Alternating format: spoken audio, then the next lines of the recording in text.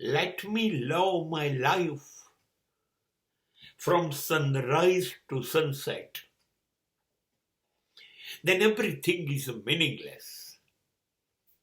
Never talked about idols and principles and philosophies. Don't talk like that. We can't follow great philosophies, great religions, great message to the world. We cannot follow Bible, Quran, Ved, Upanishad and Gita in our routine life. We can't. Simply we are talking about it. આપણે વાતો કરીએ છીએ, આમ હોવું જોઈએ, આમ થવું જોઈએ. વેદમાં આવું કહ્યું છે, ઉપનિષદમાં આવું કહ્યું છે, ગીતામાં આવું કહ્યું છે, બાઇબલે આવું કહ્યું છે, કુરાને આવું કહ્યું છે. હવે વાતો કરીએ છીએ.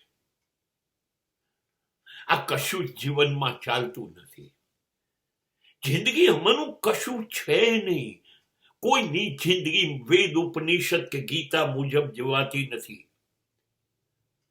કોઈની જિંદગી કુરાન કે બાઇબલ મુજબ જીવાતી નથી.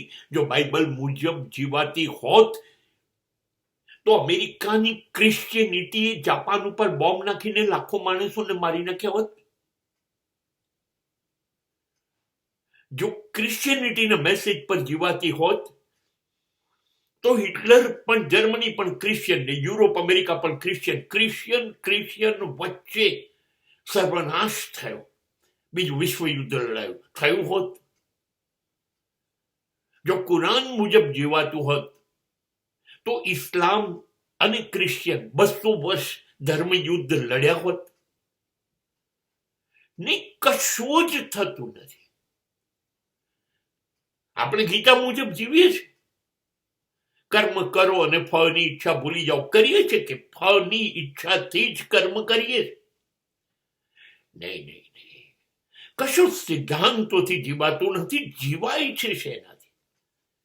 જીવાય છે સવારે ઉઠીએ અને સાંજે સુઈ જઈએ. સવારે રાત્રે સ્વપ્ન જોઈએ, સવારે સ્વપ્ન લઈને ઉઠીએ, બસ પછી સ્વપ્ન પાછો દોડીએ. સ્વપ્ન જોયાનો આનંદ અને દોડવાનો આનંદ. સવારે ઉઠીને સરસ ચા પીએ, પોતાની જાતને સ્વસ્થ તાજી રાખીને સવારથી દોડવાનું શરૂ કરીએ. થોડોક નાસ્તો કરીએ, થોડીક ચા આખા દિવસમાં પીએ, 2 વખત જમીએ. અરે જેમાં કોઈ મતલબ નથી એવી વાતો કરીએ. કોણ ફૂટબોલ જીતશે, ક્રિકેટ જીતશે, કોણ સુપરસ્ટાર છે, કોંગ્રેસ આવશે કે બીજેપી આવશે, ટ્રમ્પે શું કરવું જોઈએ ના કરવું જોઈએ, રશિયા યુદ્ધ બંધ કરશે કે નહીં કરે, ઝેલેન્સ્કીનું શું થશે, પાકિસ્તાનનું શું થશે, ચાઇના કોની જોડે ઊભું રહેશે, કયા પ્રદેશો લૂંટે. આના સિવાયની કોઈ વાત આપણી પાસે પાનના ગલ્લે કે ચાની કેટલી કે ઓફિસમાં તે સિવાય હોય છે ના? બસ એ કરવાની ને એ જ કરાય. ક્યારેક કોઈ દિવસ ફૂટપાથ ઉપર બગીચાઓમાં કે ક્યારેક મિત્રોની મહેફિલની અંદર ઉપનિષદની ચર્ચા થઈ? કર્મયોગ, ભક્તિયોગ કે જ્ઞાનયોગની ચર્ચા થઈ? નહીં થાય. નહીં. જિંદગી એટલે જીવવાની. સૂર્યોદયથી સૂર્યાસ્ત. ખાવાનું, પીવાનું, મોજ કરો, ખુશ રહો. ગધેડાની જેમ જવાબદારીઓ ઉઠાવો. જિંદગી ભર ભાર ઉઠાવો.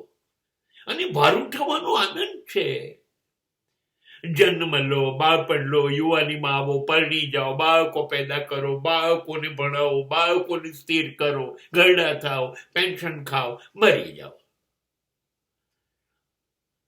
એક માણસની જિંદગીનું આટલું જ પરિણામ છે.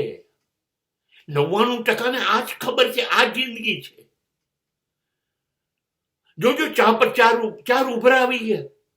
કુકરની કેટલી સીટી વાગી, વોશિંગ મશીનમાં કપડા નાખે કેટલી મિનિટ થઈ. આ છે જિંદગી, આ છે જિંદગી. મોંઘવારી બધું આવ્યું, કેટલા મહિનાનું ડિફરન્સ આપ્યો, એ પૈસા કેટલા આવશે તફાવતના. શું કરવું છે, શું આપણે ઉઠી જવું છે, દાર્જિલિંગ નૈનીતાલ જવું છે, બસ. ના એટલું નહીં પોસાય તો ચલો ડાકોર જઈએ, અંબાજી જઈએ, દ્વારકા જઈએ, એકબીજાના ઘરે જઈએ રવિવારે. ચલો જન્મ દિવસ ઉજવીએ, લગ્ન તિથિ ઉજવીએ, કોઈના લગ્નમાં જઈએ, કોઈના બેસણામાં જઈએ, કોઈની સ્મશાન યાત્રામાં જઈએ. ક્યાંય તમાશો થાય છે, મારામારી, તોફાન વગેરે, આજુબાજુ પડોશમાં ક્યાંય ઝઘડા જોઈએ. ચલો. યસ, સામાન્ય માણસ આ સિવાય કશું ન કરી શકે. હા, રાત્રે થાકીને સૂર્યાસ્ત પછી સૂઈ જાય ત્યારે ઊંઘમાં એને ખબર નથી, ત્યારે સ્વપ્ન જોઈ શકે. એમાં અંબાણી કરતા પૈસાદાર અને પત્ની કરતા રૂપાળી ઐશ્વર્યા રાયને પત્ની બનાવી શકે.